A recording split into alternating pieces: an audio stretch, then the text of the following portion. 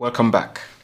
This is a long-term review of my Surface Pro X. I've used it for just about 1.5 years, 18 months, and it's been my daily computer for all this while. I have no other computer. I've always used the Surface, and this is the Surface Pro X. This is the ARM-based Surface, the thin and light, always connected device. I've used it every time, and this is my long-term review. So sit back and let's get into it.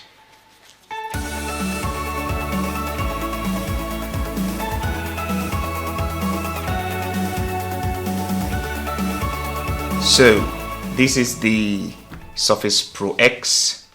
This is the 2020 version. The first version of this came out in 2019, and then in 2020 there was another iteration with a slightly better chip, but not much difference. So it's still the Surface Pro X, not the X2. It's the same Surface Pro X, just a little better version of the ARM processor by Qualcomm in collaboration with Microsoft, and that's called the SQ2. In the first one, it was the SQ1. So let's do a quick view of what it is. It's got the keyboard cover, which is magnetic, as you can see. And it also charges the pen, the Slim Pen. This is the Surface Slim Pen 2. The keyboard and the pen doesn't come with the purchase. You have to buy them separately. But it's got a slot to charge it on this keyboard, which is good. And this design has been carried on into the Surface Pro 8 now. In terms of features, up here you've got the 5 megapixel HD selfie camera. It's not selfie camera, it's front facing camera, but it's really good. And as far back as 2019, Microsoft has put very good camera in this. So for all your Teams meeting and Zoom calls and things like that, it is really good. And because this is Windows on ARM, I'm going to talk a bit more about that later. The computation on it is really good for your videos. At the back, it's got another camera. I think it's 8 or 10 megapixel camera, but I never use that. It's for taking pictures or scanning documents or things like that. I never take this to take pictures. So I put a skin on it by Deca Gel. It's really nice. It's been there since I bought it. I've been using it because this black is a fingerprint magnet, but when you put a skin like this, it's nice. So customized for me. What do we have on the sides? On this side, you have two USB-C ports. They are not Thunderbolts, but they're USB 3. I think this is 3.1, USB-C 3.1. So they can connect two 4K monitors, actually, if you want. I've never used that, but that's in the spec. And up here, you have the volume rocker to increase the volume up and down. On the other side, you have just the Microsoft Surface Connect here. You can see that just right here, and that is to plug in the Surface connector for charging, and also as a hub you can plug in some things if you have the Surface dock. So that's the only thing on this side mainly, and then your power button to power it on and off. Okay, it's got a kickstand, so you can prop it up as a tablet. And this is the Surface stand. It's the best in the game. It goes from almost to 180 degrees. You can see almost totally flat, so you can use it. Underneath the kickstand, you've got this little slot here. I don't know if you can see that. There's a slot right here, and it's got underneath this. There is a SIM card, because this can take a 4G SIM card and a nano SIM, an eSIM, sorry. So you can actually have two SIM, so you can get data on the go, which is one of the reasons why we love the ARM processor, because it has the 4G modem built into it from the start. Okay, and also you have the storage here. My version is a 256 storage, but you can upgrade it easily. All you need to do is just use the SIM ejector 2 here, and let me see if you can see that. don't know if you can see that very well. Yeah, you can see there's a small slot there where you can just eject it and take off this cover, and you can take out and upgrade your memory from 256 all the way to 1 terabyte if you want. I don't know why you want 1 terabyte. I think this stops at 512 gig, I'm not sure, but I have it 256 gigs. I never put more than 256 gig. There's no need because everything is stored on the cloud. Yeah, I think that's about what is here. Like I said, the hinge is very good. Yep, that's about everything. Of course, at the bottom you have the connector for the keyboard, the pins for the keyboard to connect right here. It's magnetic and it stays very well. So let's talk about my experience with this device so far.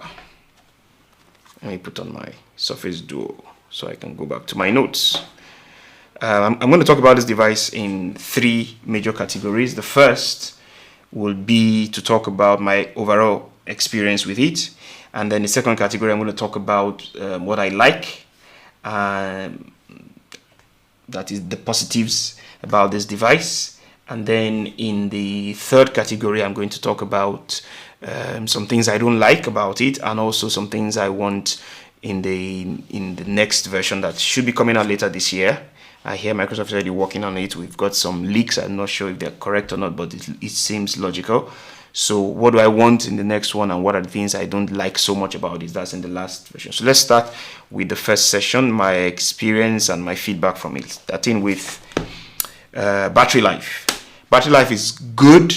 In fact, it's very good, but it's not great. This is a thin and light device. It's so thin. I think if we look at it's about 7.3 millimeters thin. So you know there's very little battery in this thing. I think it's less than 40 watts or something like that. 40 watt hour battery. So it's a small battery, but because this is an ARM processor, it's very efficient with battery, which is one of the major reasons why we use ARM processors. So this is very good with battery life, but not great because it's too thin. I think they could have put a bigger battery and made it a bit thicker, but they wanted to sell this thin and light thing, which I like.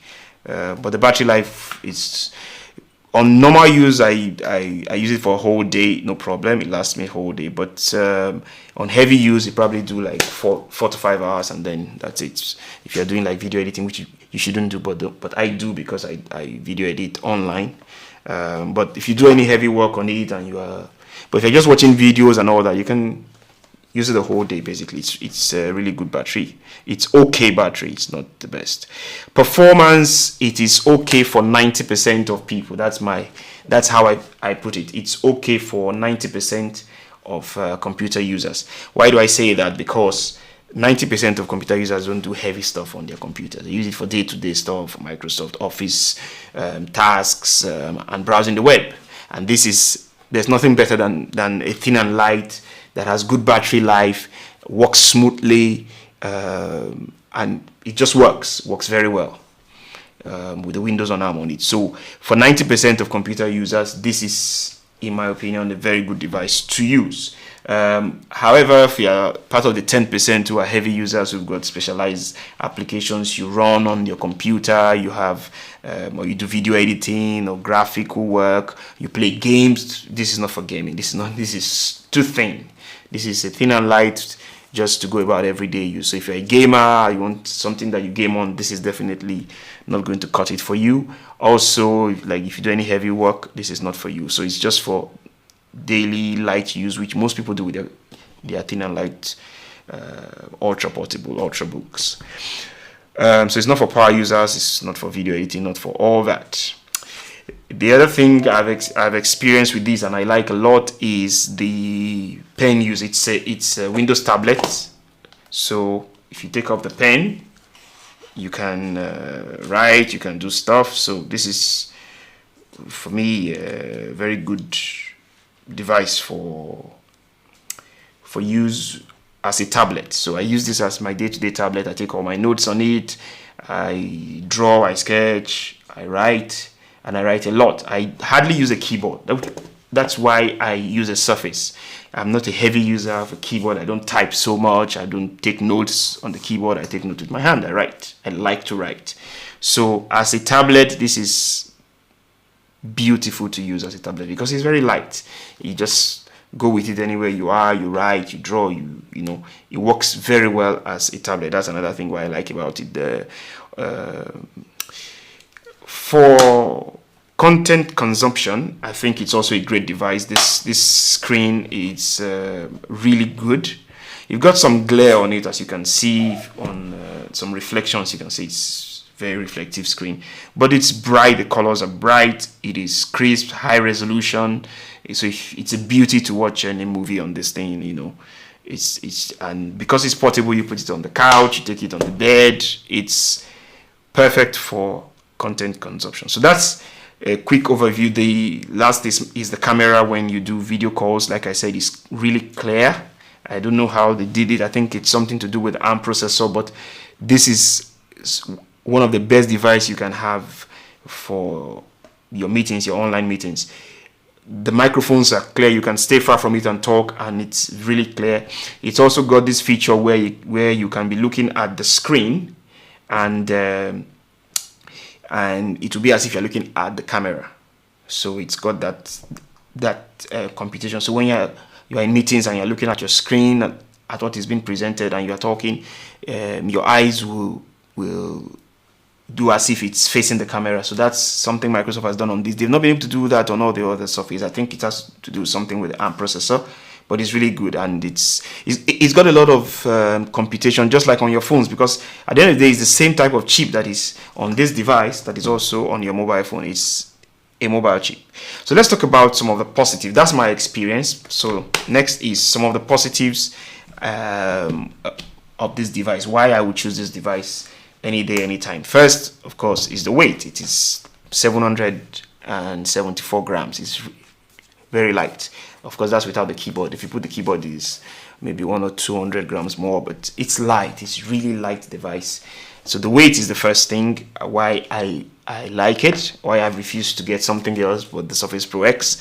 Next, of course, is the size. It's very thin. It can go into your bags, your thin bags, anywhere. You can hold it on your hand, take it everywhere you go. And because the battery life is okay, you don't need to go with a charger. So all you need is just this, and you're going. And the pen is inside this slim body, and it works. Let's go back to the overhead camera. The next thing I like is, of course, it's always connected. It's got a SIM card, so you always have data on the go, which is another benefit of Windows on ARM. It's called an always connected PC, AC PC. So I've got my SIM card on it. I'm always with data anywhere I'm going. So that's something I like with it. Next is that it's beautiful. I like the looks, and for me, looks matter. This is really pretty device. It's the best device I've ever had in terms of looks, and looks matter to me. The other thing I like about it, another positive, is just the ARM processor being ARM. The processor being ARM means that there's no fan on it. You don't hear noise, so it's thin and light without a fan. That's good. So I like that also, and I think as long as the technology continues to improve where we can have more powerful devices running on ARM, I don't think I'll be going to use a device that runs on x86 Intel or AMD chip. So before now, we used to have some challenges with some apps compatibility, where not all apps run on Windows on ARM, but that's no more an issue, because now with Windows emulation on Windows 11, it works very well. x86 apps, 32-bit, 64, they all run very well. So you don't even know you are running on Windows on ARM. It works really well. So those are some of the things I really, some of the positives about this device. The ARM gives it advantage.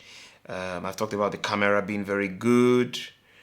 Yeah, so let's go to the last phase of this video, which is to talk about things I don't like so much, or what I think there should be improvement on the next version. Now, the next version of the Surface Pro X is expected to be out later this year, 2022. That will be the Surface Pro X2. I don't know what they'll call it, maybe the Surface Pro X2.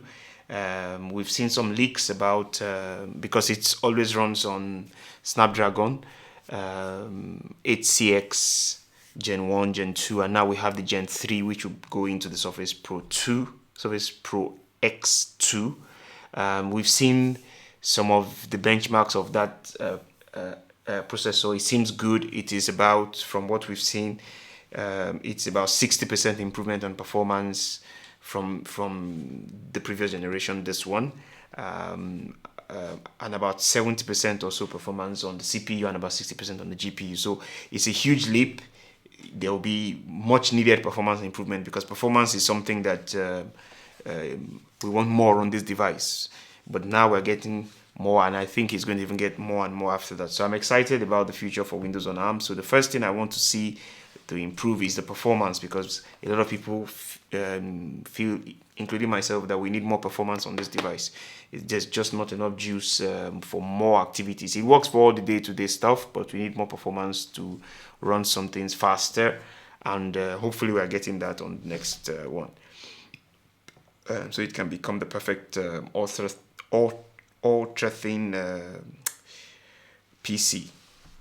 Next thing we want is battery life. I want battery life. I want more battery life on this thing. So like I said, the sacrifice was to make it very thin, to be able to get because they want it very thin, they got very little battery life, which is okay for daily use. But if you want to go out and just be sure that you can throw anything on this thing and it will not die on you, you definitely need more battery. I don't like to go out with the charger, so just to go out with this. So battery life is something I'm going to need on this. I hope Microsoft will, I mean, you can compromise. It's too thin. You can actually make it a bit thicker and just get very good battery life. Something like 60 watt hour or something like that on an ARM processor would be amazing. I think you probably get 2 full days of battery life if you put a 60 or 65 watt battery on this thing. Yeah, so battery life is something. The next thing I'm expecting, I hope they do it because it's already on the Surface Pro 8, is the high refresh rate on the screen. It's not so much of a big deal because you don't game on this thing, but just to have higher refresh rates would be something that would be nice. This is a 60 Hz refresh rate panel. So Surface Pro 8 now has a 120 Hz refresh rate, also the Surface Laptop Studio. So I'm expecting that the next edition of the Surface Pro X will come with 120 Hz refresh rate on the screen, and also some haptic feedback for the pen, so that when you write, you have this vibration on Surface Pro 8 that makes it look like you're writing on paper, a bit like you're writing on paper. It's a nice to have. So yeah, I like to have that.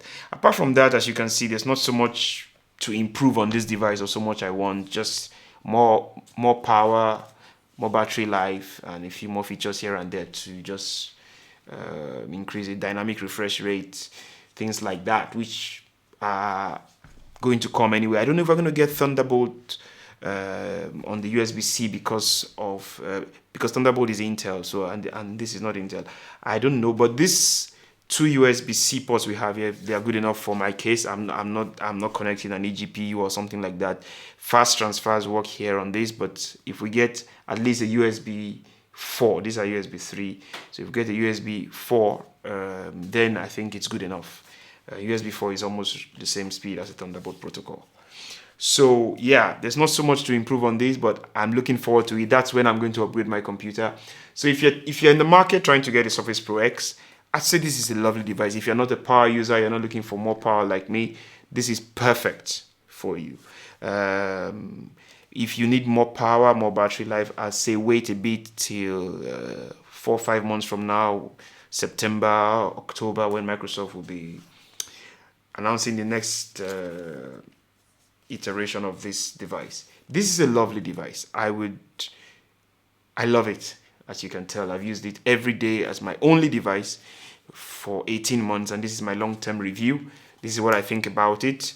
So thanks for watching. If you are trying to get it, like I said, if you need more power, wait a bit and get the new one. If not, you can get this. There's a lot of deal on it now in the market with Microsoft, so it's a good time to buy it if this meets your use case. Thank you for watching. Please subscribe to the channel if you have not. Ding the notification bell so you get to know when we have new videos in the channel. Like the video if you like it. Thank you for watching, and see you in the next one.